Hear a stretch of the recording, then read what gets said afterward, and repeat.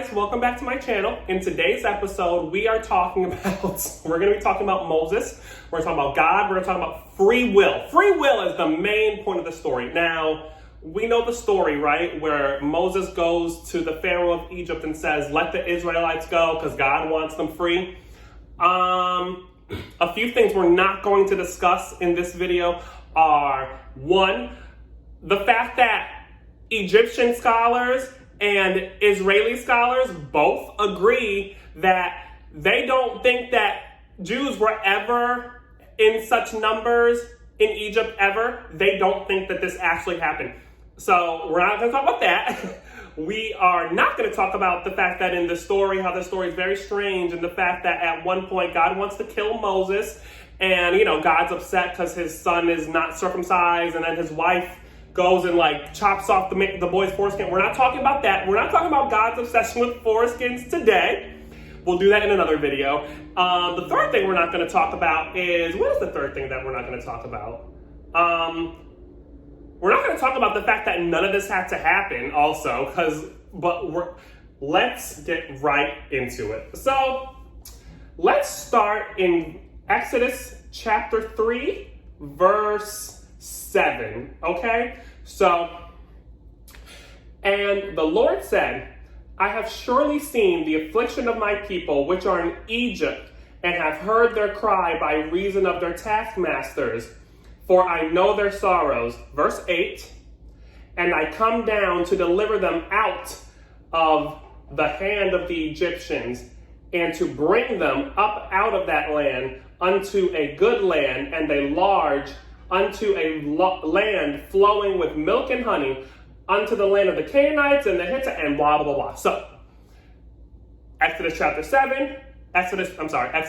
3, verses 7 through 8. God is saying, remember, God came to Moses in the form of a burning bush, and he says to get the Israelites out of slavery. A sheep herder is going to go to a Pharaoh and say that God wants these people free. Now, let's talk about what happens next. So naturally, Moses has questions because he's a sheep herder, right?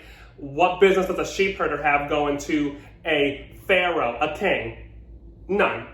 So remember how in the story, God says to Moses that God's going to be with him, that he's going to help him by showing that God is with Moses when he goes to talk to Pharaoh. Pharaoh's going to see God with Moses. Why? Because God is going to do magic tricks while Moses is in the sight of the Pharaoh. The whole rod turning to a snake. I really don't feel like reading all of that. I will put the verses in the description so you can read all that if you really want to. But what I am most concerned with is, again, the free will, the topic of this video. Exodus chapter 4, verse 21. And the Lord said unto Moses, when thou goest to return in Egypt, see that thou do all these wonders before Pharaoh, which I have put in thine hand, but I will harden his heart, that he shall not let the people go. Why? Why are you doing that? What's the point? What's the point of any of this? That's what I was saying with the third thing. Why are you even having Moses do all this if you're not even gonna? What happened to free will? That's the thing.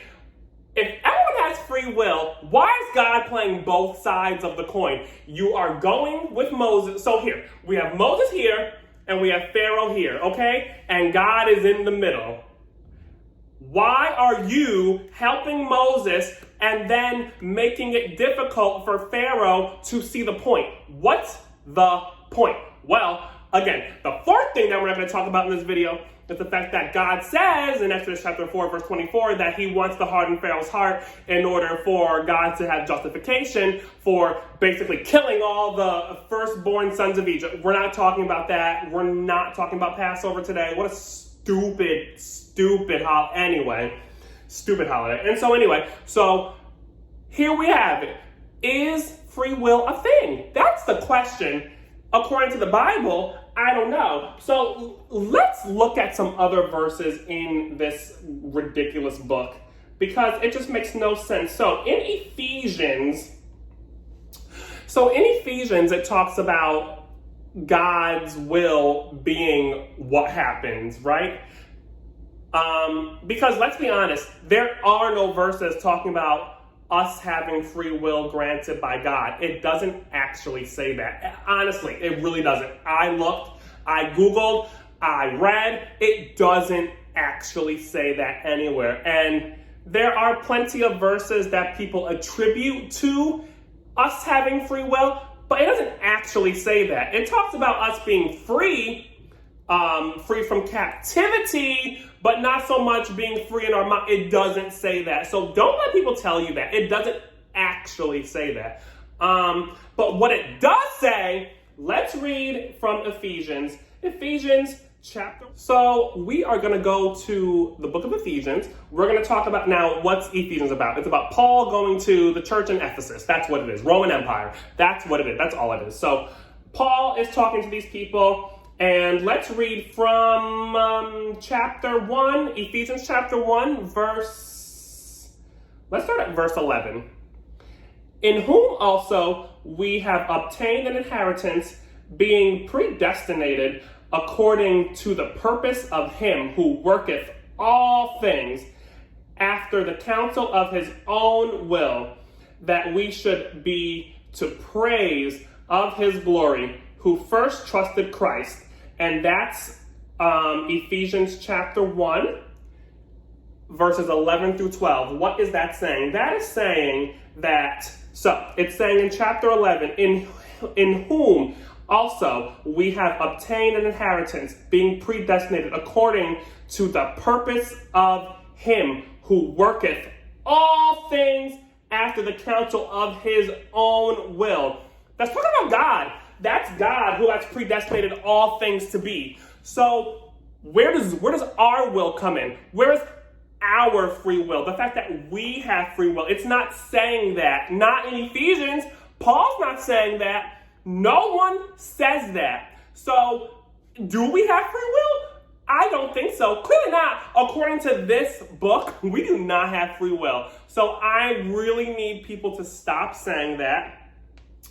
And I need people to produce a book in the Bible where it actually says that we, are the masters of our own destiny, that we, because based on Ephesians, it's telling us that everything happens to God's will, that we're kind of just like puppets. That's what it's basically telling me. I don't know what's telling you, but that's what it's telling me, you guys. I don't know. Clearly, we have no free will, and when we do... And also, clearly, when we do act on our own free will, God floods the earth and sends a plague upon our houses and kills all of our firstborns. So, that's the end of that, you guys. So, thank you guys for watching this video, and I'll see you guys in the next one.